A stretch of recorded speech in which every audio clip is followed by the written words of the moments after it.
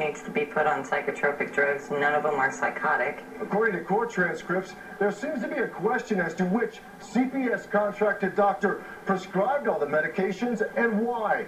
Caseworkers have testified they had to place Rachel in various foster homes because she would act up. She acted up, her parents say, because she wanted to be home with them. The only way to control her at that time is to dope her up. Because they kidnapped her. And that's what they do. That's why they do it. When you cry for mommy, they hit you with one drug. And on average, 7.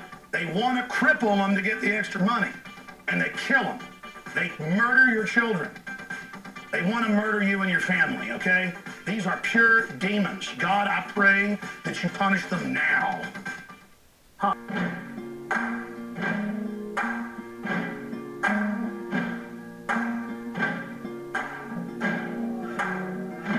You can run on for a long time, run on for a long time, run on for a long time. Sooner or later, gotta cut you down. Sooner or later, gotta cut you down. Yep.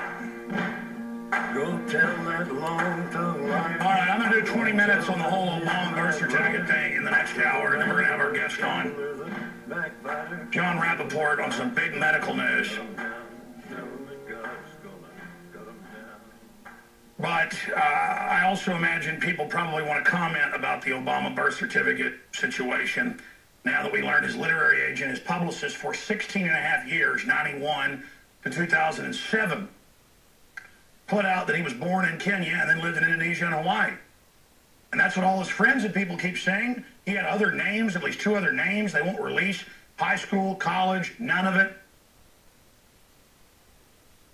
His wife says in all these videos he was born in Kenya. Just like everything else, it's all just over the top.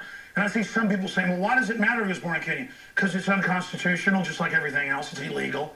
And it means he can be blackmailed with that now. He's run by the Clintons.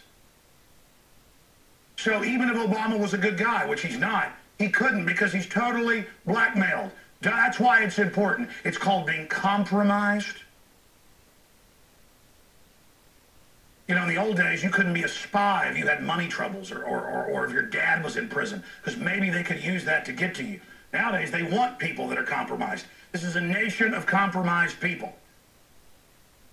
Finish up the newscast with the girl. If you saw the photos, folks, the concentration camp victim look, and this is what they do. It's standard. I cleaned carpets for a summer, and this was 20 years ago. And I didn't know what they were at the time, and I would ask, what is this? And they go, this is a foster home.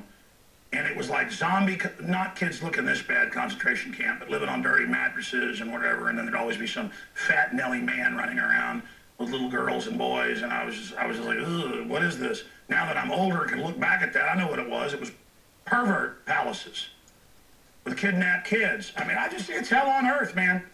And all you do-gooders, oh, we're taking children. Oh, I saw my neighbor spank him. I'm going to call on him. I'm good. I'm with, oh, I saw something. Or mean neighbors that don't like you do it. They do it to media people all the time. And then these crazy, bizarre women show up, or a Nelly man who can't hardly talk. And he'll see a dog hair on the ground, and the judge will say, it's an unsafe home, and then throw them into these dungeons. CPS is always getting caught locking kids up in cages and then not feeding them because they want the maximum money. And that's if the kids are lucky. If they just are dungeon keepers who want the money, you get abused, other kids beat you up, rape you, you get diseases. But if you're unlucky, you get in a pedo op. And of course, they can't enforce against them, because, you know, they don't want to bring out what they're doing. And, you know, it comes out here and there. I mean, they admit you're 7 times more likely in CPS care to be a rape and get an STD. And it's just these dungeons. It's dungeons locked up in basements.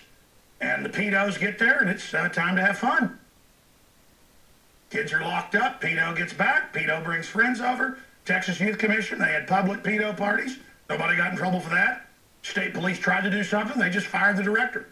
And they put directors in there to keep the Texas Rangers on a short leash, and the rape rooms continue. And that's just America. That's what America is. I'm going to show you the self-propelled stomachs tonight, but roll us out to break with this, and I'm going to come back. Most judges seem to just rubber stamp the wishes of CPS. Associate Judge Stephen Newhouse is the complete opposite.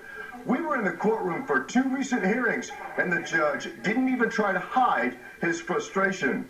In one hearing, the judge said, quote, "There's no evidence the child had any behavioral issues before CPS came into her life." We'll be back. See, they're whitewashing it. Oh, it's good to drug some kids.